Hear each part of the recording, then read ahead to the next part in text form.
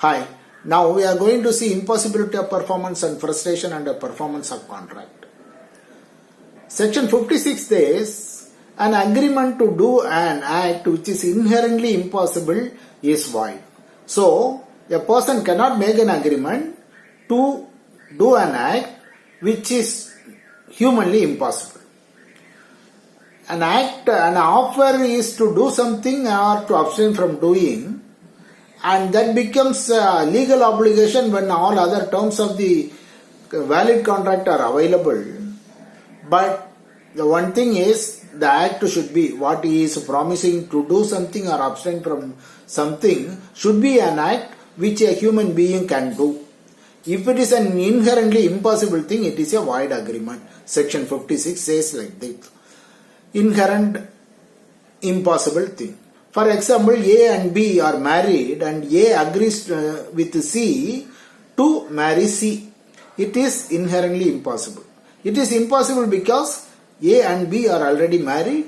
A has a living wife. A cannot marry C. This is an impossible thing. An agreement to discover treasure by magic is also impossible thing. These are the two examples. Then an agreement is void, and who will pay compensation in case of any damages? In the same example, A and B are married. A agrees to marry C. A knows that he cannot marry C because already he has a living wife, but C does not know. She has arranged marriage function. She had spent something. Then A has to pay damages to the person because A knows that this is a impossible thing. This is regarding impossibility of performance. Then frustration. Frustration is an agreement is valid. It continues to be valid till some time. Some event had happened. It had made the performance as impossible thing, or it has made the performance as unlawful thing. Then it is frustration. It is a valid agreement. Both parties are legally bound to do that, but something had happened. From that day it becomes a void. From the day the event occurred, it becomes a void. For example, two persons entered an agreement. One person is the film distributor, other person is the theatre owner to exhibit the film. It was going on for some time, but suddenly, because of flood, some damage happened to the theatre. All the instruments were damaged and damage to the building also. In that case, he cannot exhibit the film. It is destruction of the subject matter. Subject matter is not there. There is a music program is to happen after a month. In between, fire accident occurred and the music hall was damaged. Then impossibility of performance, frustrated. From the day the fire accident happened, that agreement is void. This is destruction of the subject matter. Another case is where the expected event did not happen. Then also it is a frustration. One case, coronation, Krell versus Henry. In this case, a coronation proceedings had to go via one road. The house owner let out his house to facilitate the other person to view the coronation proceedings from the house. But the coronation proceedings did not happen because the king was sick. It was postponed. Then it was held that the contract is void because the expected event did not happen. In another case, a singer agreed to sing in a music theatre for 1 week. After 5 days, she was sick. She could not attend the music program. This is impossibility of performance, contract is void because the activity could not be done, because a personal performance could not be done.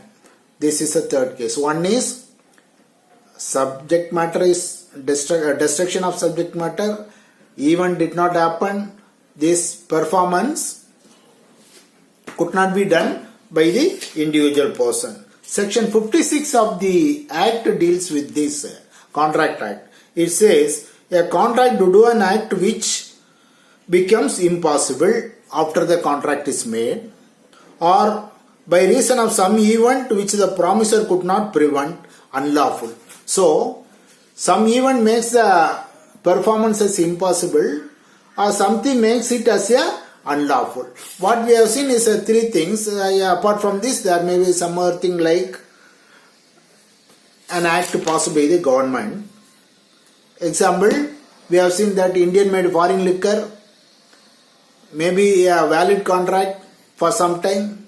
In between the government may order from 1st of October nobody should sell Indian made foreign liquor in the state. Then it becomes a void agreement from 1st October. Till such time it is a valid agreement. From 1st October it is a void agreement because it is unlawful from that date. Then intervention war may also make voidable. These are the things regarding frustration. Next, there are three theories on frustration. It is English law. Indian law, it is no theory. It is the section clearly says if it is impossible, then it is frustrated. English law says that is originally they say that there is a implied condition in all contracts. For example, if it is a agreement to exhibit a film, implied condition is there should be a theatre. If the theatre is not there, then contract is not there. That is a first theory, implied condition. Second theory, just and reasonable solution theory. That is, just and reasonable solution means already the person is suffering due to destruction of theatre. Then court can decide what remedy can be given to the other person. Courts have power. Third is the disappearance of the foundation theory. The contract foundation, what is the foundation of the contract? There is a music hall or there is a theatre. If it is not there, then the foundation is lost. These are the theories. Then another condition is in case of frustration, it should not be self-induced. The party should not be the persons to the contract should not be a party to the frustration. In one case, Maritime National Fish Limited versus Ocean Travelers Limited. This Ocean Travelers and the Maritime National Fish Limited. One person took on rent travelers for fishing. It requires government permission. What this person did, they applied for permission. The government said we will give only for 3 travelers. What they did, only for 3 boats they got permission, which was lent out to the other person. The party did not get a permission, and then they say the contract is frustrated due to the reason it is unlawful to go for fishing without the government permission. But the court held it is the frustration induced by the person. If it is 3 boats are permitted, you should take one permission for the boat already you have lent to the other person. Then frustration applies automatically. There is no need to say that it is frustration, no notice something. When the event happens, it automatically agreement becomes void. Then, if any benefit is received under the frustrated contracts, the person should return it. For example, a music singer received money for 10 days and she went to the music hall for performance only for 8 days, means 2 days amount she has to return it. This is regarding frustration. That is impossibility of performance Activity is impossible from the beginning, so it is void. Under frustration, it is a valid agreement, but subject to the happening of some event, it becomes impossible or unlawful. It is frustrated from that day and void from that day. Next session we will be seeing assignment of contract and discharge of contract.